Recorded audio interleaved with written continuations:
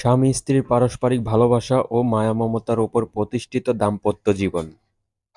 মহান আল্লাহ তাআলা ভালোবাসা ও সুখ-শান্তিময় এ বন্ধনের কথা তুলে ধরেছেন পবিত্র আল কোরআনে।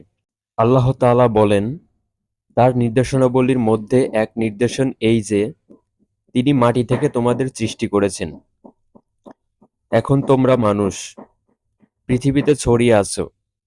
আর এক নির্দেশন এই যে, তিনি তোমাদের জন্য তোমাদের মধ্যে থেকে তোমাদের সঙ্গিনীদের সৃষ্টি করেছেন, যাতে তোমরা তাদের কাছে শান্তিতে থাকো এবং তিনি তোমাদের মধ্যে পারস্পরিক সম্প্রীতি ও দয়া সৃষ্টি করেছেন।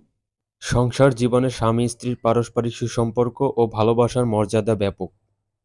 কোরআন ও হাদিসের বর্ণনা সহ রাসূলুল্লাহ সাল্লাল্লাহু আলাইহি ওয়াসাল্লামের পবিত্র জীবনে এর অসংখ্য প্রমাণ রয়েছে। দাম্পত্য জীবনে সাধারণ আচার-আচরণে রয়েছে সওয়াব, কল্যাণ ও ভালোবাসার হাতছানি, যা হতে পারে দুনিয়ার সব মানুষের জন্য গ্রহণীয় ও অনুকরণীয় আদর্শ। পারস্পরিক ভালোবাসা। রাসূলুল্লাহ সাল্লাল্লাহু আলাইহি ওয়াসাল্লামের স্ত্রীগণ তাকে জীবনের চেয়েও বেশি ভালোবাসতেন। আর প্রিয় নবী সাল্লাল্লাহু আলাইহি ওয়াসাল্লামের অন্যতম সুন্নত বা আদর্শ হচ্ছে স্ত্রীকে ভালোবাসা।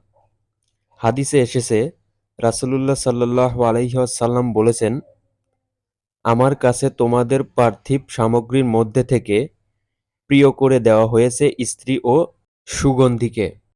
স্বামী-স্ত্রী পরস্পরের ভালোবাসা যদি আল্লাহর জন্য হয়, আবার ঘৃণা করাও যদি তার জন্য হয়, তবে তারা আরশের ছায়ায় স্থান পাওয়া সপ্তম শ্রেণীর অন্তর্ভুক্ত হবে।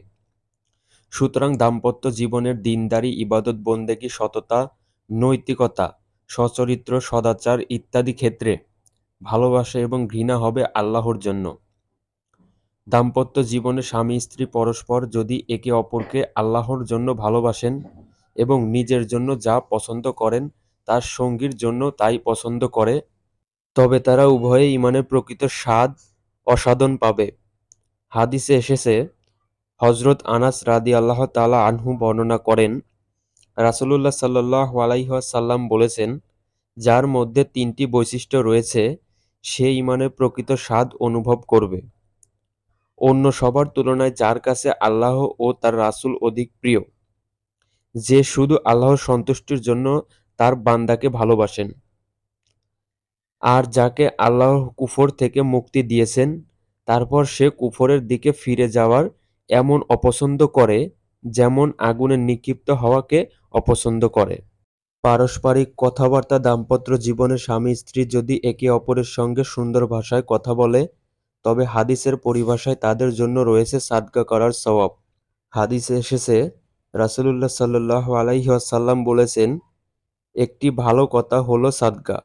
হাসি মুখে কথা বলা। দাম্পত্য জীবনে স্বামী-স্ত্রী যদি একে অপরের সঙ্গে মুচকি হেসে কথা বলে, তবে হাদিসের পরিভাষায় তাদের জন্য তাতেও রয়েছে সাদকা করার সওয়াব। হাদিসে এসেছে, রাসূলুল্লাহ সাল্লাল্লাহু আলাইহি ওয়াসাল্লাম বলেছেন, তোমার ভাইয়ের সাক্ষাতে মুচকি হাসাও একটি সাদকা। পারস্পরিক আনন্দ। দাম্পত্য জীবনে স্বামী-স্ত্রী যদি একে অপরকে খুশি করা আল্লাহর কাছে নেক আমল হিসেবে পরিচিত। হাদিসে এসেছে, রাসূলুল্লাহ সাল্লাল্লাহু আলাইহি ওয়াসাল্লাম বলেছেন, আল্লাহর কাছে সবচেয়ে পছন্দনীয় কাজ হলো কোনো মুসলিমের হৃদয়ে আনন্দ প্রবেশ করানো। পরস্পরের উপকার। দাম্পত্য জীবনে স্বামী ও স্ত্রী একে অপরের কোনো উপকার করে বা ভালো কাজ করে, তবে এর বিনিময়ে সাদকা সওয়াব লাভ করবে। আর একজন অপরজনের উপকার করায় আল্লাহর কাছে শ্রেষ্ঠ ও প্রিয় মানুষ হওয়ার মর্যাদা লাভ করবে। একাধিক হাদিসে এসেছে, রাসূলুল্লাহ সাল্লাল্লাহু আলাইহি ওয়াসাল্লাম বলেছেন, প্রতিটি ভালো কাজ সাদকা। আর তোমরা তোমাদের ভাইয়ের সঙ্গে হাসিমুখে সাক্ষাৎ করাটাও একটি ভালো কাজ। যে ব্যক্তি মানুষের বেশি উপকার করে সেই শ্রেষ্ঠ মানুষ। আল্লাহর কাছে সেই ব্যক্তি সর্বাধিক প্রিয় যে সর্বাধিক মানুষের উপকার করে। পারিবারিক খরচ। দাম্পত্য জীবনে স্বামী-স্ত্রী পারস্পরিক খরচ বহন ও একে অপরের মুখে খাবার তুলে দেওয়ায় রয়েছে শ্রেষ্ঠ সাদগার সওয়াব। হাদিসে এসেছে, প্রিয় নবী সাল্লাল্লাহু আলাইহি ওয়াসাল্লাম বলেছেন, শ্রেষ্ঠ সাদকা হলো একজন মানুষ তার স্ত্রীর মুখে এক লোকমা খাবার তুলে দেবে। বুখারী ও মুসলিম। শুধু তাই নয়, অন্য হাদিসে এসেছে স্ত্রী পরিবারের জন্য খরচ করাকেও সাদগার সওয়াব বলা হয়েছে, যদি সাদগার নিয়তে খরচ করা হয়। বিধিনিষেধ মেনে চলা। দাম্পত্য জীবনে আল্লাহর বিধিনির্দেশ মেনে চলা রয়েছে বিশেষ সওয়াব ও উপকারিতা। স্বামী ও স্ত্রী যদি একে অপরকে সৎ কাজের আদেশ করে এবং অসৎ কাজের জন্য নিষেধ করে, তাতে রয়েছে সাদকার সওয়াব।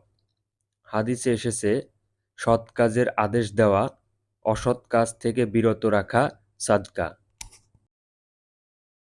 মনে রাখতে হবে, দাম্পত্য জীবনে স্বামী স্ত্রীর সুসম্পর্ক ও স্বাভাবিক কথাবার্তায় শুধু সওয়াবই নয়, বরং পারিবারিকভাবে তা হতে পারে পরস্পরের দাওয়াতি কাজের অংশ। রাসূলুল্লাহ সাল্লাল্লাহু আলাইহি ওয়াসাল্লামের পবিত্র জীবনেও এমন শুভ সূচনা হয়েছিল। তিনি সর্বপ্রথম নিজ স্ত্রী হযরত খাদিজা রাদিয়াল্লাহু তাআলা আনহুর কাছেই নবুয়তের দাওয়াত দিয়েছিলেন। তার কথা ও কাজের সুন্দর প্রকাশ ও বাস্তবায়ন হয়েছিল। আম্মাজান হযরত খাদিজা রাদিয়াল্লাহু তাআলা আনহুর মাঝে সর্বকালে সর্বযুগে বিশ্বনবী সাল্লাল্লাহু আলাইহি ওয়াসাল্লামের পারিবারিক জীবন অনুপ্রেরণা ও কল্যাণ লাভের একমাত্র উজ্জ্বল দৃষ্টান্ত। আল্লাহ তাআলা মুসলিম উম্মাহকে দাম্পত্য জীবনে স্বামী ও স্ত্রী পরস্পরের মাঝে সব স্বাভাবিক কথা ও কাজের সওয়াবে পরিপূর্ণ করে দিন। হাদিসের আলোকে শান্তিপূর্ণ সুখময় জীবন হিসেবে কবুল করুন। আমিন।